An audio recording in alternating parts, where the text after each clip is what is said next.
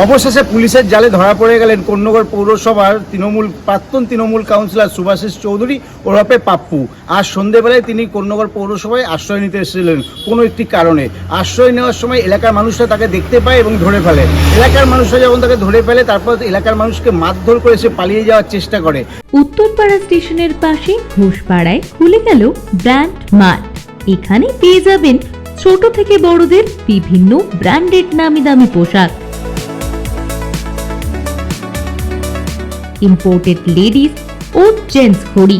এছাড়াও পাবেন imported Saint, perfume, belt, জুতো ও সাইড ব্যাগ।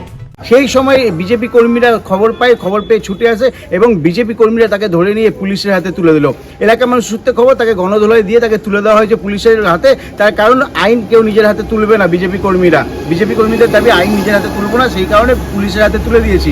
এই বিষয়ে আমরা কথা বলেছিলাম এখানে মণ্ডল সভাপতি আকাশ রায়ের সঙ্গে। তিনি কি জানিয়েছেন একবার শুনে নেব। আমরা আজকে কিছুক্ষণ আগে বাইরে ছিলাম, তখন আমরা একটা খবর পাই যে সুভাষিস ওরফে পাপ্পু 16 নম্বরের প্রাক্তন যে কাউন্সিলর দুষ্কৃতী, সে নাকি মিউনিসিপ্যালিটির সামনে লুকিয়ে আশ্রয় নিতে এসেছিল। এলাকার কিছু জনগণ তাকে দেখতে পায় এবং তাকে ধরে, কারণ এতদিন ধরে সে যা অত্যাচার করেছে পাবলিকের ওপর, পাবলিক তাকে ধরার চেষ্টা করে। সে তখন পাবলিকের গায়ে হাত তোলে। ওর সাথে আরো কয়েকজন শুনলাম ছিল, তারা নাকি পালিয়েছে। এই সুভাষিস চৌধুরী ওরফে পাপ্পু তৃণমূল কাউন্সিলর, এর বিরুদ্ধে ভুরি অভিযোগ। কখনো এলাকার মানুষের সঙ্গে খারাপ ব্যবহার, কখনো বিরোধী দলের কর্মীদেরকে মারধর, সিপিএম কর্মীদেরকে মারধরের অভিযোগ উঠেছিল এই সুভাষিস চৌধুরীর বিরুদ্ধে। এবং ভোটের আগে বিজেপি কর্মীরা যখন ওখানে অন্নপূর্ণা ভান্ডার নিয়ে প্রচার চালাচ্ছিলেন তাদেরকেও মারধর করেছিলেন এই সুভাষিস চৌধুরী ওরফে পাপ্পু। এলাকার মানুষ ওর অত্যাচারে মানুষ অতিষ্ঠ হয়ে গেছিল। উত্তরপাড়া স্টেশনের পাশে ঘোষপাড়ায় খুলে গেল ব্র্যান্ড মার্ট। এখানে পেয়ে যাবেন ছোট থেকে বড়দের বিভিন্ন ব্র্যান্ডেড নামি দামি পোশাক,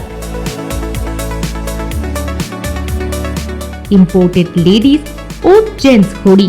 এছাড়াও পাবেন ইম্পোর্টেড সেন্ট, পারফিউম, বেল্ট, জুতো ও সাইড ব্যাগ।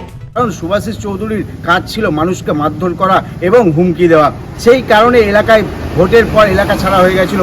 ভোটের পরে সে এলাকায় থাকতে পারেনি, কারণ মানুষের সঙ্গে এত খারাপ ব্যবহার করেছে যে ভোটের রেজাল্টের পর 4 তারিখের পর তাকে এলাকা ছেড়ে পালিয়ে যেতে হয়েছিল। এই সুভাষিস চৌধুরীকে আজকে ধরা পড়েছে এবং পুলিশ এই মুহূর্তে তাদের কাস্টডিতে রেখেছে।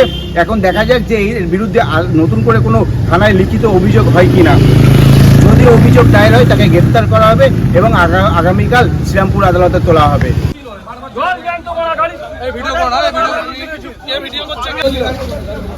অবশেষে দেখতে পাচ্ছেন পাপ্পুকে ধরা পড়েছে। যে পাবলিককে পুলিশ আছে বাঁচাচ্ছে, পুলিশ আছে নিয়ে যাচ্ছে। দেখতে পাচ্ছেন এই সেই পাপ্পু সুভাষিস চৌধুরী, কোন্নগর পৌরসভা তৃণমূল কাউন্সিলর, প্রাক্তন তৃণমূল কাউন্সিলর।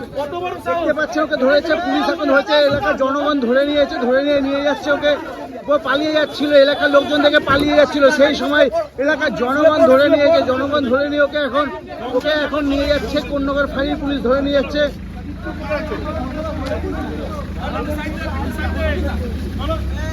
দেখতে পাচ্ছেন এই মুহূর্তে সেই ছবি। কোন্নগর ফাঁড়ির পুলিশের কর্মীরা এসেছে, সুভাষিস চৌধুরী ওরফে পাপ্পু তাকে ধরেছে, তাকে পুলিশ নিয়ে যাচ্ছে।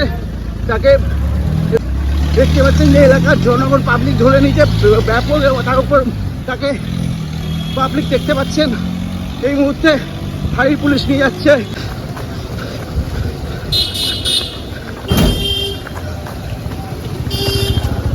এই মুহূর্তে আপনারা দেখতে পাচ্ছেন কোন্নগর পুলিশ ফাঁড়িতে নিয়ে আসা হচ্ছে সুভাষিস চৌধুরী ওরফে পাপ্পু, প্রাক্তন তৃণমূল কাউন্সিলর। তাকে নিয়ে গেল পুলিশ।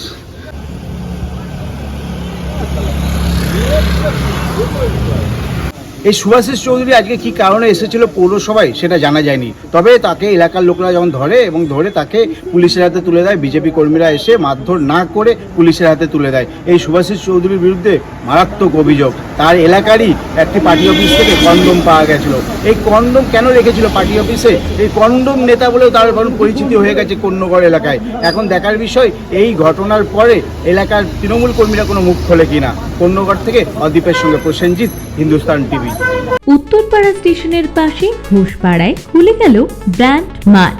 এখানে পেয়ে যাবেন ছোট থেকে বড়দের বিভিন্ন ব্র্যান্ডেড নামি দামি পোশাক, ইম্পোর্টেড লেডিস ও জেন্টস ঘড়ি। এছাড়াও পাবেন ইম্পোর্টেড সেন্ট, পারফিউম, বেল্ট, জুতো ও সাইড ব্যাগ।